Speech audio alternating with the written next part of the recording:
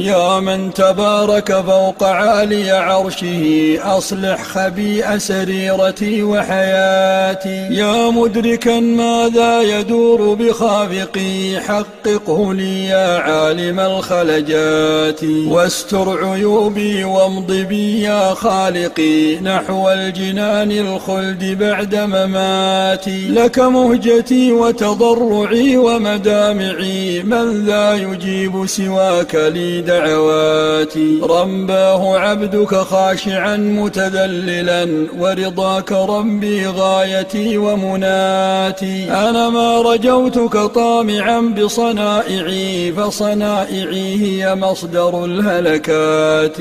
لكن رجوتك رحمة أنجو بها، فبرحمة الرحمن طوق نجاتي. ورجوت جودك طامعا بشفاعة من سيد الثقلين في العرصات. وكما بسترك يا رحيم كسوتني، فاقبل قليل محاسني وصلاتي. يا رب هذه دعوتي ومطالبي، فأجب دعاي وحقق الطلبات.